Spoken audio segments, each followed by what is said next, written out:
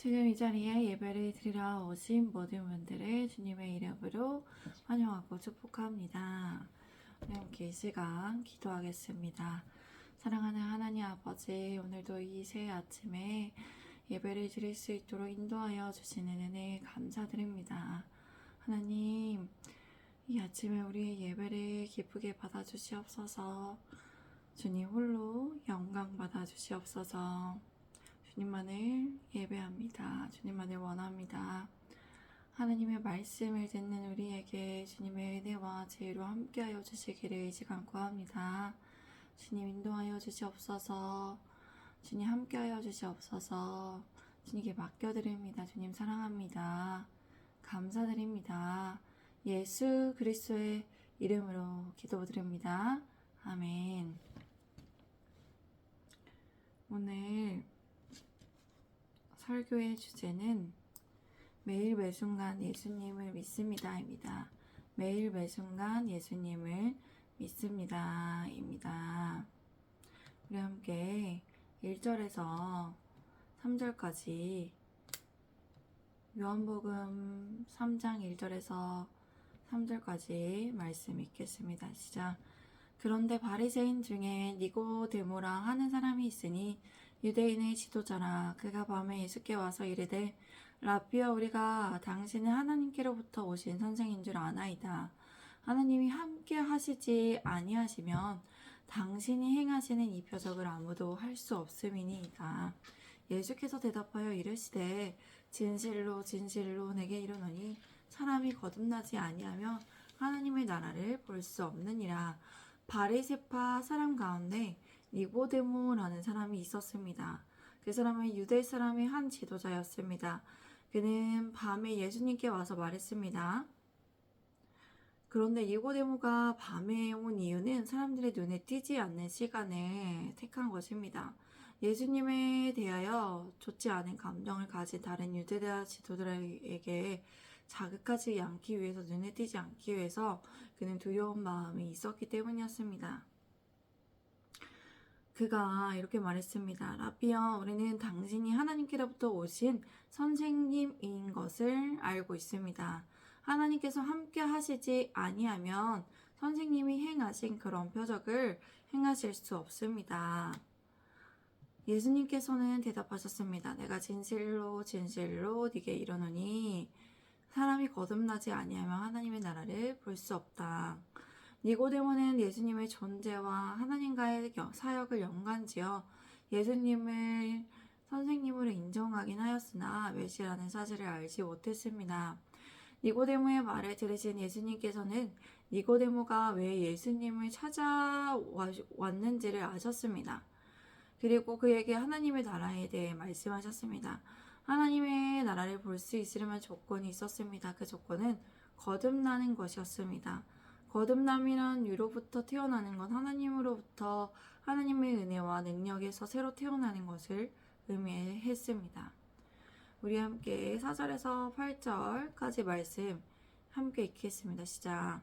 니고데모가 이르되 사람이 늙으면 어떻게 날 수 있사옵나이까? 두 번째, 모태에 들어갔다가 날 수 있사옵나이까? 예수께서 대답하시되 진실로 진실로 내게 이르노니 사람이 물과 성령으로 나지 아니하면 하나님의 나라에 들어갈 수 없느니라. 육으로 난 것은 육이요 영으로 난 것은 영이니 내가 네게 거듭나야 하겠다 하는 말을 놀랍게 여기지 말라. 바람이 이름으로 불매 네가 그 소리는 들어도 어디서 와서 어디로 가는지 알지 못하니 성령으로 난 사람도 그러하니라. 니고데모가 말하였습니다. 사람이 늙으면 어떻게 다시 태어날 수 있습니까? 어머니 뱃속에 다시 들어갔다가 태어날 수 없지 않습니까? 그러나 니고데모는 예수님의 말씀의 의미를 전혀 알아듣지 못했습니다. 그는 이성적으로 생물학적으로 가능한 다시 태어난다는 것으로 알아듣고 그것이 불가능함에 대해 생각하며 질문했습니다. 예수님께서는 말씀하셨습니다. 진실로 진실로 네게 말한다. 사람이 물과 성령으로 나지 아니하면 하나님의 나라에 들어갈 수 없다. 육으로 난 것은 육이요 영으로 난 것은 영이다. 내가 다시 태어나야 한다고 너희에게 말한 것을 너는 이상하게 여기지 말라. 바람은 불고 싶은 대로 분다. 너는 그 소리를 들어도 어디서 와서 어디로 가는지 알지 못한다. 성령으로 태어난 사람도 모두 이와 같다.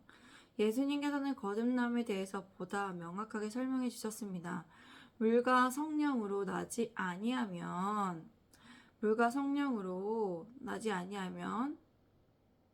다시 태어나지 않으면 하나님의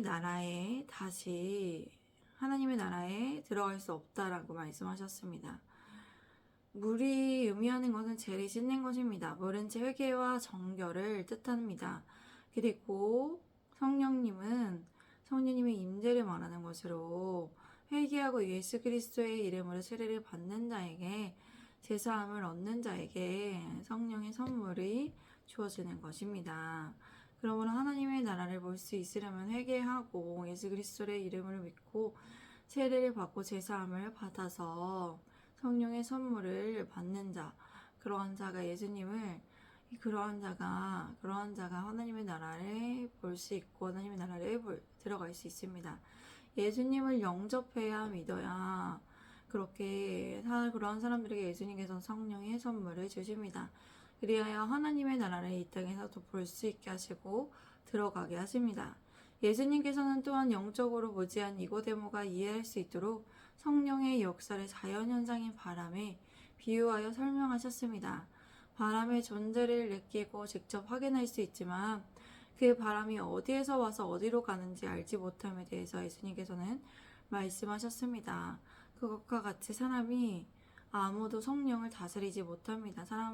바람을 다스릴 수 없는 것처럼 거듭난 사람은 성령을 다스리지 못하며 자신 안에 성령님께서 역사하시는 것만을 깨달을 수 있습니다.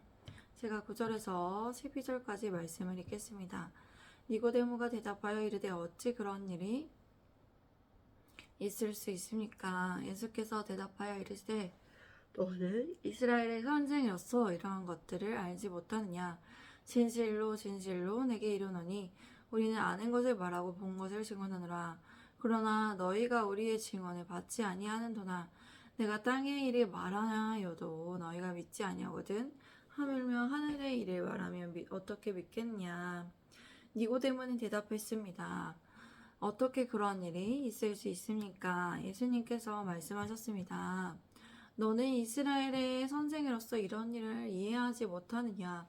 진실로 진실로 네게 말한다. 우리는 아는 것을 말하고 본 것을 증언한다. 그러나 너희가 우리의 증언을 받지 않고 있다. 내가 땅의 일을 말하여도 너희가 믿지 않고 있는데 하늘의 일을 말하면 너희가 어떻게 믿겠느냐? 예수님께서는 말씀하신 땅의 일이란 일반적인 의미에서의 세상적인 일을 말하는 것이 아니라 여기에서 말한 땅의 일이란 하나님의 나라에 참여하기 위해 이 땅에서 이루어야 할 중생의 거듭남을 말씀하셨습니다. 그리고 하늘의 일이란 예수 그리스도를 통해서만 나타나는 하나님의 특별계시 신비한 영역에 대해서 말씀하셨습니다.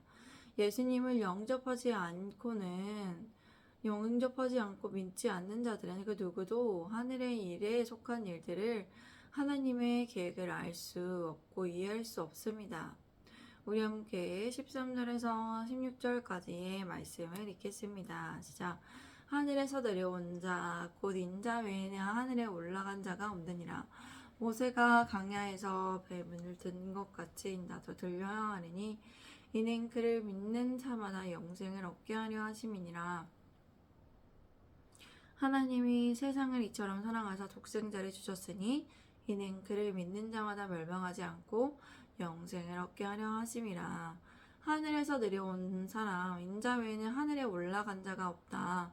모세가 광야에서 뱀을 들어 올린 것 같이 인자도 들려야 한다. 그것은 그를 믿는 사람마다 영생을 얻게 하려는 것이다. 하나님께서는 세상을 이처럼 사랑하사 독생자를 주셨으니 이는 그를 믿는 사람마다 멸망하지 않고 영생을 얻게 하려는 것이다. 예수님께서는 하늘에서 내려온 자이심을 명확하게 밝히셨습니다. 그리고 예수님께서 하늘에 올라간 자가 없으심에 대해서 말씀하셨습니다. 성경에서는 에녹과 엘리야의 승천을 기록하고 있지만 예수님께서는 이들과는 다른 영역에서의 하늘에 올라가셨음을 말씀하셨습니다. 그러므로 예수님 외에는 하늘에 올라간 자가 없음을 말씀하셨습니다. 그리고 모세가 광야에서 뱀을 든 이유는 하나님의 징계로 죽게 된 위기에 놓인 이스라엘 백성을 구하기 위해서였습니다. 그런 것처럼 예수님께서는 십자가의 위에 들리심으로써 죄로 인해 멸망의 위기에 놓인 인류를 구원하실 것을 말씀하신 것입니다. 그리고 예수님께서는 궁극적으로 왜 이 땅에 오셨는지에 대해서 말씀하셨습니다.